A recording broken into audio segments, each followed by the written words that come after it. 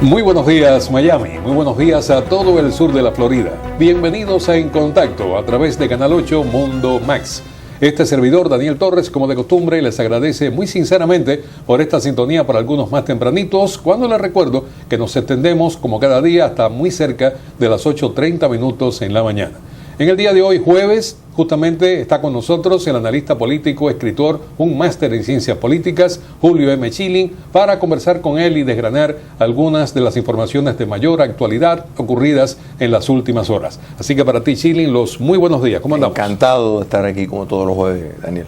Bueno, quiero echar un vistazo a una reunión, más bien fue un foro a nivel de panel con los periodistas del Miami Herald y del Nuevo Herald, que ocurrió esta propia semana aquí en la ciudad de Miami, donde participó el ex senador por la Florida, Mel Martínez, un hombre muy conocido y muy querido acá en nuestra comunidad, con banqueros y también con empresarios que participaron de esta especie de foro.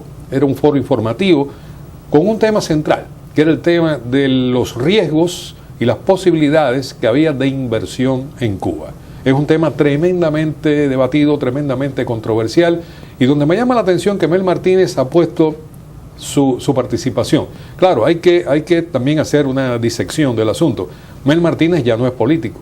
Mel Martínez ahora tiene un altísimo cargo dentro del banco Chase Morgan, y por lo tanto es vicepresidente para el área latinoamericana, o presidente para el área latinoamericana, y por lo tanto está haciendo gestión de banca, está haciendo gestión de banqueros. Y los capitales norteamericanos ven que hay una posibilidad en el mercado cubano, que está ausente de todo. Es medio siglo con deficiencias de todo tipo y con una potencialidad. Pero ¿qué ocurre? Que en este panel salió a relucir la poca seguridad que había para invertir en Cuba. Hay una ley de inversionistas que no da ningún tipo de seguridad al inversionista, y ellos plantearon que solamente se podía invertir en Cuba cuando esta ley le diera seguridad a ese inversionista y que también aceptara el debate en tribunales internacionales cuando hubiera una disputa.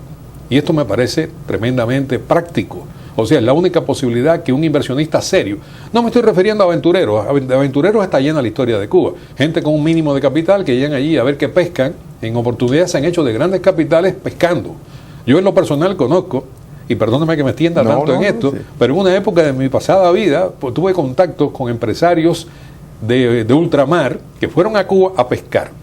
Y no tenían dinero ninguno, sencillamente eran extranjeros. Y por ser extranjeros tenían la posibilidad de abrir ciertas oficinas y ciertos comercios con la Cuba comunista. Conozco uno de ellos que llegó con un capital de menos de $1,000 y abrió una empresa para comprar presuntamente medicamentos en el exterior y algún tipo de parafernalia también para facilidades médicas, promesa solamente que le iba a comprarlas y llevarlas para Cuba, rompiendo el embargo que le tenía Estados Unidos, que no podía comprar en plazas como aquí, como en los propios Estados Unidos o en otros países que no querían una participación con Cuba. Y este señor se ganó muchísimo dinero cuando en definitiva él no tenía patrimonio alguno. Su único patrimonio era que no era cubano, porque un cubano no podía hacer esa gestión. Los tiempos han cambiado. Ahora Cuba está pretendiendo una inyección fuerte de capital, tiene un déficit que necesita, hay un número que se está manejando que son como 2.500 millones de dólares adicionales que necesita anuales para poder estabilizar un poco su economía, y está buscando inversionistas sobre todo de aquí, de Estados Unidos. ¿Te parece que esta proyección de tratar de cambiar leyes dentro de Cuba o simplemente jugar con las actuales leyes a todo riesgo, que puede ser prudente para inversionistas serios acá en Estados Unidos? El régimen castrocomunista tiene serios problemas en cuanto a atraer dinero grande, dinero serio, como tú bien dices, inversiones, como se dice en la calle, guerrilleras, que van para hacer un dinero fácil y poderlo sacar porque ya está sobre el tapete que se lo pueden quitar. Se ha hecho y muchos han invertido en Cuba basado con esa idea. Pero hay serios problemas. Primero, para una empresa norteamericana que tiene accionistas, y hay que entender que un negocio, que la junta de directores tienen que responder a los accionistas, y los accionistas no les gusta perder dinero. Entonces, ¿cómo justificas invertir en un país donde todavía no se ha resuelto más de $7,000 millones que se confiscaron a ciudadanos, con ciudadanos de ellos? Entonces, de entrada eso es un problema muy serio. En otras palabras, aunque las leyes la modificaran está primero el problema que no se ha resuelto de las confiscaciones. Segundo, en Cuba no hay mercado. El mercado interno cubano no tiene capital. O sea, el mercado depende, uno, del turismo que va a entrar, y dos, de remesas y dinero que va a venir desde afuera. O sea, simbióticamente está conectado con una serie de suposiciones que se tendrían que realizar para que realmente sea viable, porque cheo en placeta, ¿qué carro se va a poder comprar si lo que está ganando es una miseria? Donde realmente el sistema y el cubano promedio no tiene mínimamente el alcance de adquirir muchos de estos productos que empresarios norteamericanos quisieran vender. Entonces, está conectado a una serie de veremos que dependen naturalmente no solo de las sanciones, sino la continuidad y una entrada de dinero constante desde afuera.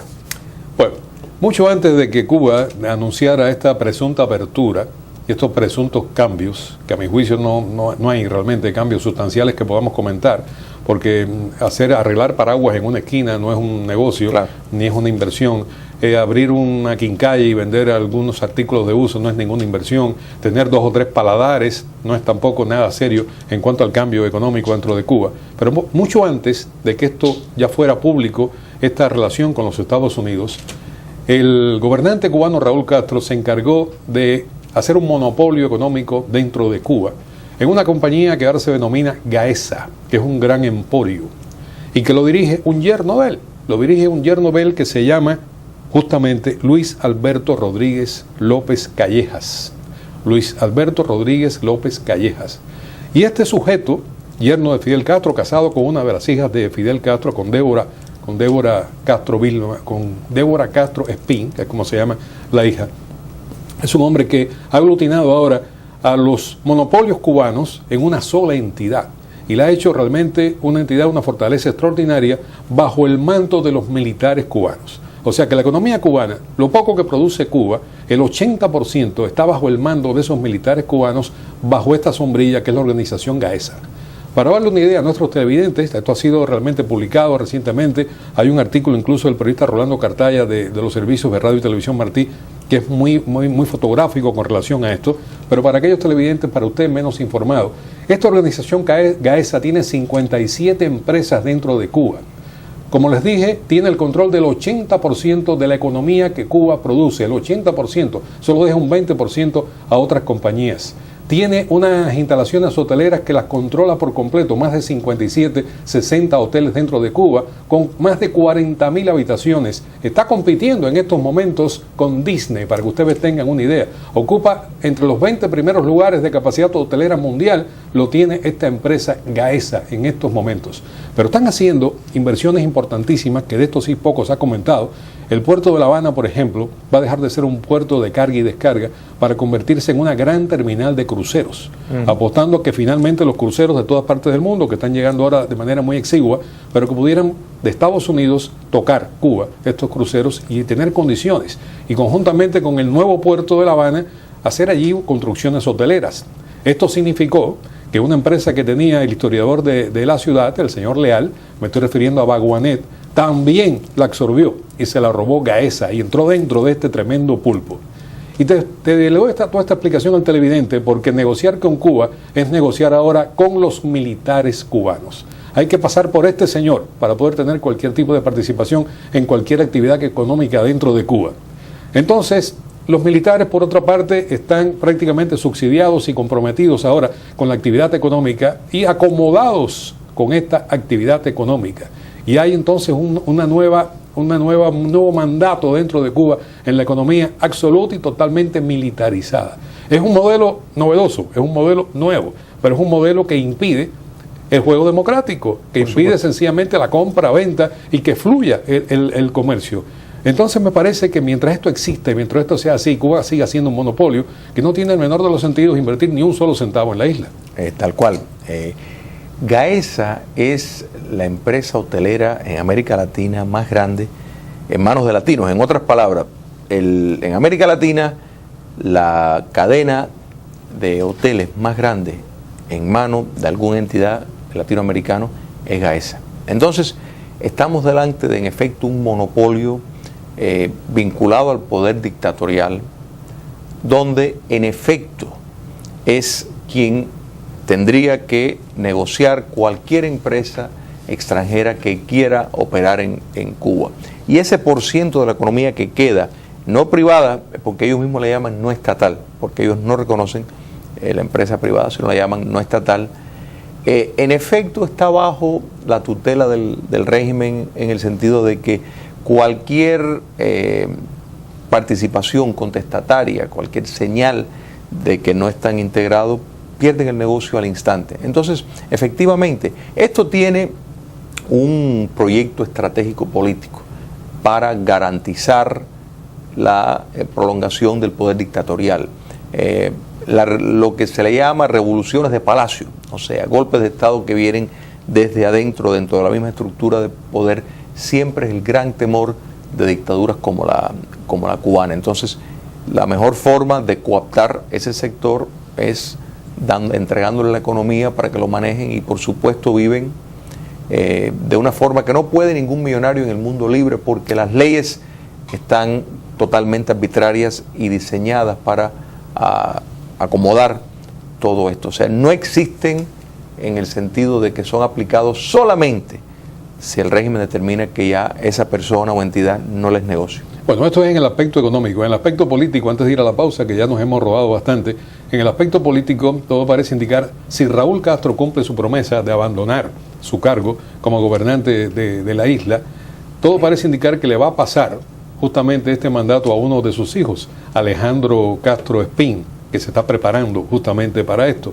al más autóctono estilo de Corea del Norte. Así es. O sea, sigue la dinastía. Este sí es el modelo político sí es el de Corea del Norte. Cierre total, mucho menos no pensar jamás en elecciones, ninguna participación de la oposición hasta el momento, ni siquiera en la Asamblea Nacional, que no hay separación de poderes, pero que pudieran darle tal vez algún escaño a algún opositor para jugar a la democracia, claro. Pero ni eso quieren hacer. Y posiblemente Alejandro Castro Espín sea entonces el máximo líder político ante la ausencia de Raúl Castro. Esto es una especulación, pero todo parece que por ahí camina. O sea que va a tener a un hijo suyo en el frente político, siendo el líder, y va a tener a su yerno en el frente económico y a los militares de su confianza al mando de las grandes empresas dentro de este gran monopolio.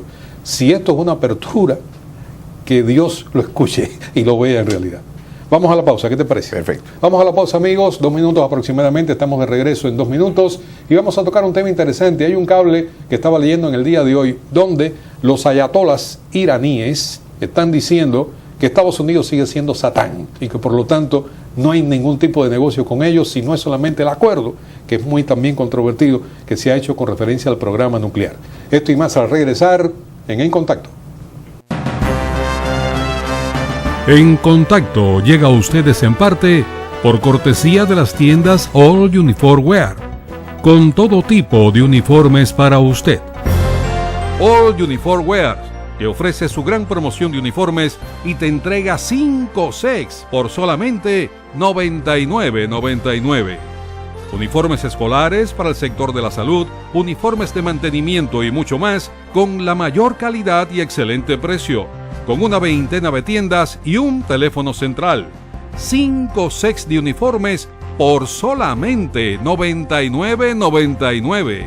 Una promoción única que tienes que aprovechar. 305-887-9552. ¿Tiene daños en su propiedad por fuego, inundaciones, salideros de agua, goteras en el techo, vandalismo, tuberías rotas, moho o cualquier otra rotura? Los expertos de Citizens Claim saben cómo reclamar a su seguro y ellos obtendrán el máximo de beneficios. La consulta es gratis y ellos no cobran si usted no cobra. No se deje engañar. Deje que los expertos trabajen para usted. Llámelos ahora para que obtenga todo el dinero que usted merece. 786-298-6667.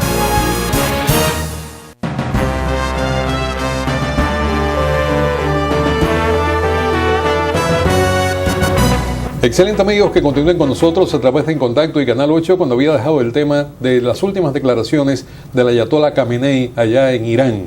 Como ustedes conocen, los que siguen las informaciones, se ha firmado un acuerdo para detener el programa nuclear en Irán y que no llegue a la bomba atómica, que es el gran anhelo de los iraníes. Los iraníes siguen viendo a Israel como el gran enemigo, siguen viendo un mundo, ellos quieren y sueñan con un mundo sin Israel, y lo acaba de confirmar ahora Chilin, Julio M. Chilin, lo acaba de confirmar ahora este ayatolá, el máximo ayatolá Khamenei, cuando ha dicho que Estados Unidos sigue siendo Satán, que con Estados Unidos nadie que negociar, y que ellos contemplan que en 25 años venideros Israel dejará de existir y el sionismo, como dicen ellos, dejará de existir. Pero que entre tanto eso ocurriese, que van a poner realmente todo empeño y todo interés en hacerle la vida imposible al pueblo israelí. Este Irán tampoco ha cambiado absolutamente nada y no acaba de comprender que el mundo es totalmente diferente a como ellos lo están analizando.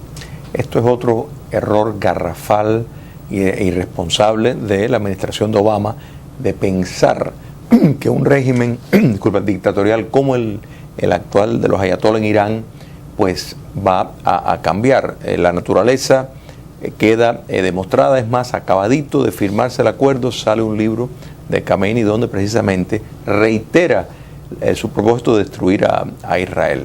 Irán es una amenaza para la paz mundial y el papel que esta administración le está extendiendo a la dictadura iraní, desbalanceando el mundo del Islam, del chiismo, que es donde parte Irán contra los suníes y a otros estados, Arabia Saudita, Egipto, etcétera, está dando unas señales peligrosísimas de una preferencia, y cuando tomamos en cuenta la presencia de Irán en América Latina y su relación con el socialismo del siglo XXI, realmente son alianzas y demuestra de parte de esta administración un error terrible y peligroso. Bueno, lamentablemente, Chile, nos quedamos sin tiempo. Realmente este era un tema para haberlo desarrollado con mayor tiempo. Vale la pena porque realmente hay declaraciones que me dejan en shock con referencia a este señor al frente de la autocracia iraní, y evidentemente todo parece indicar que el acuerdo está de un hilo de coser cuando hay este tipo de discurso. Correcto. Pero bueno, te propongo tal vez en días venideros entonces regresar con este tema. Es que eso tiene una relevancia y la va a seguir teniendo. Por supuesto que la va a tener. Y antes de concluir, quería que tú le dijeras a este televidente y les invitaras creo que tienen una actividad ustedes este propio fin de semana. Correcto. Hoy mismo, casualmente. Hoy mismo. Hoy, jueves 8 de octubre a las 6 de la tarde en la Biblioteca Pública de Miami-Dade, la biblioteca de Westchester, como la dice Daniel, en Coral Gables 94 Avenida, un simposio, la de Majagua Vive, recordando el grito de Yara. Ojalá que puedan ir. Los panelistas van a ser Ángel Cuadra, Rosa Leonor Whitmarsh y Pedro Céspedes. Yo tendré el gusto de ser moderador. Es de 6 a 8 de la noche, ojalá que puedan ir. La entrada, como siempre, es gratis. Hoy a las 6 de la tarde, simposio, la de Majagua Vive, recordando el grito de Yara. Bueno, ya lo saben, en el propio día de hoy, ya lo dijo Chilin, a las 6 de la tarde, la entrada completamente libre, no tiene que pagar un solo centavo y usted va a salir sumamente satisfecho y va a conocer a personalidades que realmente tienen una cultura que usted también debería compartir con ellos. A ti, Chilin, muchísimas gracias por estar con nosotros en este jueves de hoy. Encantado. Gracias.